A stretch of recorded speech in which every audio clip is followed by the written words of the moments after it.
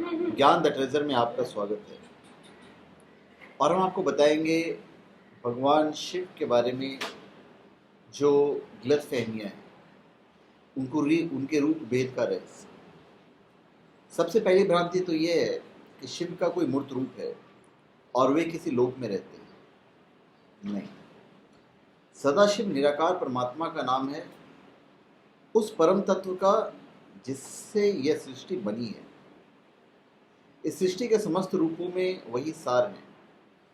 इस प्रकृति में उनके अनंत रूप हैं, पर सभी एक विशेष संरचना में हैं और इस संरचना में उसके पंच रूप माने गए हैं।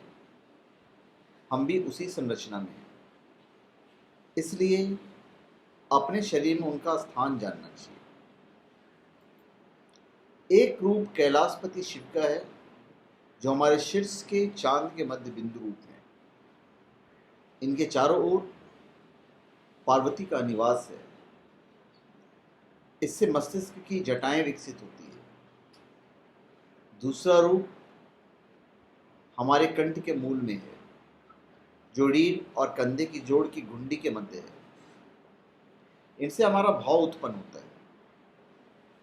तीसरा रूप है केंद्रीय नाभिक के मध्य, जिसे राज राजेश्वर शिव कहा जाता है। ये जीवात्मा के सार हैं, भोक्ता शिव। चौथा रूप महाकाल भराव रूप है, जो मूलाधार के मध्य है। महाकाली शिव इनकी शक्ति का नाम है। मंदिरों में स्थापित सभी श्याम शिवलिंग मूलाधार के शिव का ही शिव रूप है। ये केवल प्रतीक नहीं है, यहाँ एक विशेष विधि का प्रयोग से सच में शिव को अवतरित किया जाता है। पंचम रूप हमारे सर के चांद के ऊपर अवतरित होता है। ये सतीपति शिव, शरीर रूपी दक्ष प्रजापति के हवन कुंड में लगातार उनकी आहुति हो रही है।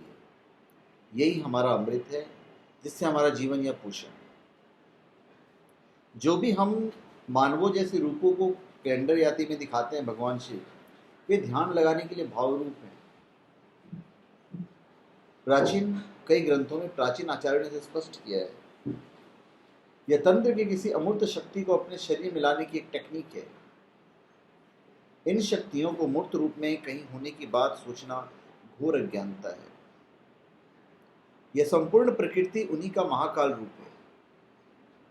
काल का अस्तित्व इसमें है, इसके बाहर नहीं। सभी शक्तियां इनके अंदर ही होती है, इनसे बाहर नहीं। इसे ही ऋग्वेद में पुरुष के रूप में वर्णित किया गया है। यह केवल मार्ग भेद का अंतर है। तो धन्यवाद। आप हमारे चैनल पे सब्सक्राइब करें और अपने कमेंट दीजिए। धन्यवाद।